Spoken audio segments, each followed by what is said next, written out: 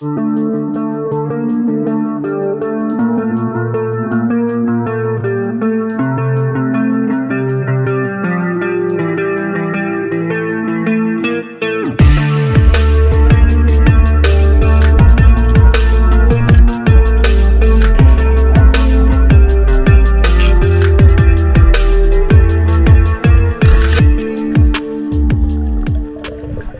guys, welcome back to the channel. It's Derek here. I got Justin on the line. We're going over a little bit of footage from this last weekend. We did a little spearfishing, kind of a half day, but we still got a lot of fish.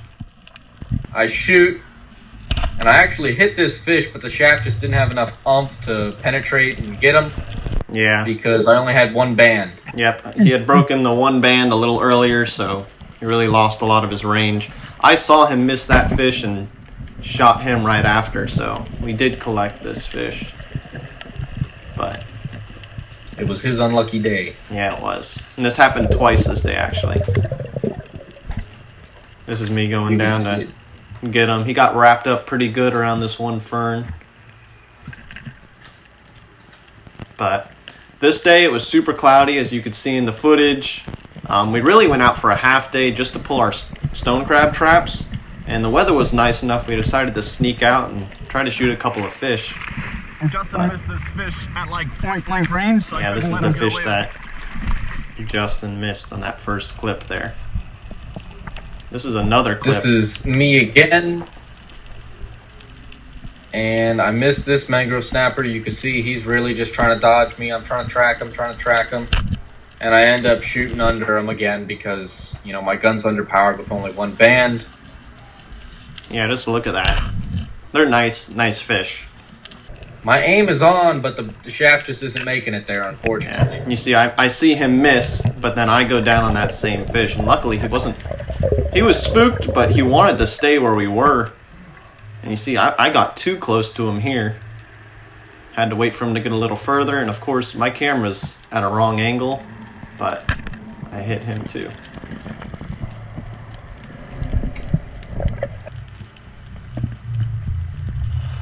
This is me again. This is actually my first dog snapper. You see him running the rock there.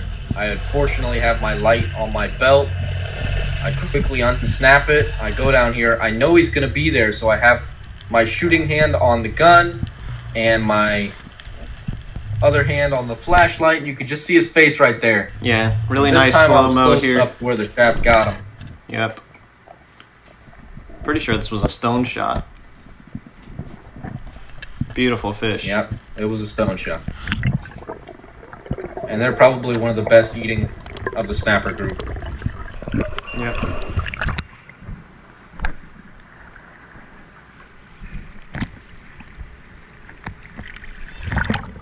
So, we are used to the mangrove spawning in like August.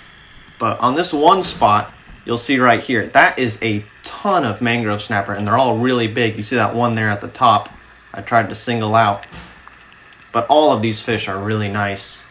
I stone that one, and then I just sit on the bottom to watch him for a second. You can see he's just sitting there. Some really nice fish there. It's a very, very rare occurrence to see mangroves in these numbers during this time of the year. I think this is what? Late October, early November, maybe? Yeah, these fish are typically... This was last weekend. It was like early November, and typically we see them spawning in like August. But these were really nice fish.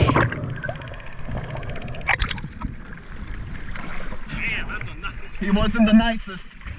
I had a school of maybe 50, that big or bigger. Really? 3 feet from me. So, I see the school after it's all broken up. After Derek shoots, I'm using my dad's gun now with 3 bands. And they've got no chance of not getting shot. And you can see them all just filter in right here. I drop down to the bottom. Not using my fins, just crawling along the bottom real nice and easy, sinking down. I throw up a handful of sand and here they come. I pick out a fish. They actually got a little too close, but boom. Yep, you can see shaft goes clean through them. That's what happens when Hit you him shoot a little low, but that's still a great holding shot. And he's coming home for supper. Oh yeah. Shaft goes clean through when you get 3 bands on him. Oh yeah. That's a Wahoo gun. This is another mangrove Justin got, doing the same kind of thing, dropping to the bottom. Picking up a flasher. One mistake I made here during this dive was I had the drag on that reel set a little bit too tight. And this really nice mangrove comes in, take a good shot, and you see him just run right for that hole. And I try and fight him out of there, but he'd already taken too much line by the time I could, start to fight him, and he's tangled up. Yep, you can see beautiful shot placement. It's just when the shaft goes clean through him, and that drag's a little too loose, he can just take all the line he wants. You can see right there is another black that he points out to me. But I go down and pick up this mangrove. The line actually got caught on something and cut, so I'm just bringing up the shaft. The mangrove's all tied up on that line. Real nice fish. So this is a different black, but you can see he's kind of checking me out, but not letting me get within range. So I just kind of easily follow him, nice and slow. He's heading towards a little bit of a ledge up here. Get back up to the surface. He gives me another chance. He's still a little too far away. You can just see him there at the top of the screen. But I'm just staying on him, not being too aggressive. I don't want him to take off completely. But keep following, nice and slow. And you can see right here, as I come up, he picks a little rock he likes. I zoomed in a little bit. He just kind of nice and easy glides into that rock. Hey, get him over I yell here. for Justin to come over. What happens is, I don't want to peek in one side of this rock and he shoots out the other and I not see. So I wanted my brother right over top of me so I could see where he was. Roll over this edge. You can't see it in the video, but I can just see his tail right there. I consider shooting him in the tail, but I come around the corner and get him in the head. He comes out. It's always better to not take a questionable shot on these fish and let them rock up, because 9 times out of 10, as soon as you peek your head down in that ledge, they're just going to be sitting right there, and you could get a really good holding shot, rather than maybe taking a shot and hitting them in the fillet or in the tail, where they have the possibility of ripping out. So just always be sure to take your time and always be sure of your shot. Yep, Justin went down there and tried to brain him, but the gun was stuck so he couldn't bring him up. So I come down and he's stuck good enough I can just grab him. Real nice grouper. Gorgeous fish. Yep, got Justin coming in to check him out.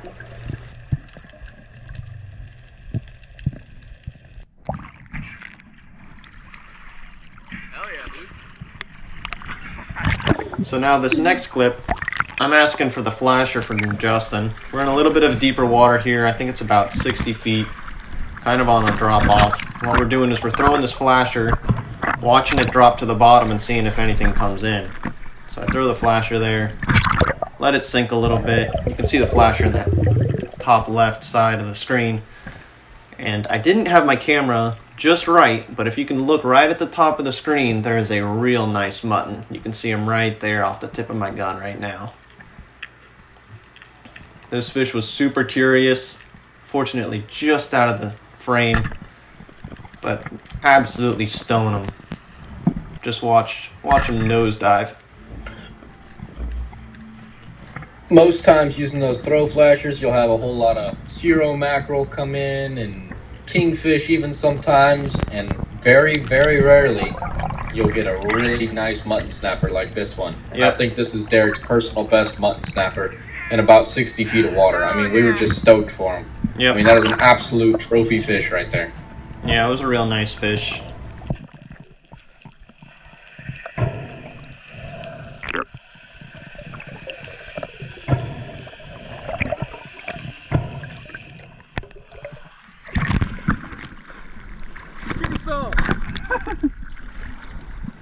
This thing came halfway up off the bottom to get the flasher. Really? Nice mutton. Holy shit, yeah, Thanks again so much for watching. If you guys find yourself coming back to this channel often, please like and subscribe. I know it's annoying, but it really helps us out, and it enables us to make more videos like this. We got a lot more exciting content on the way, and hope to see you guys around. Stay tuned. Thanks for watching, guys.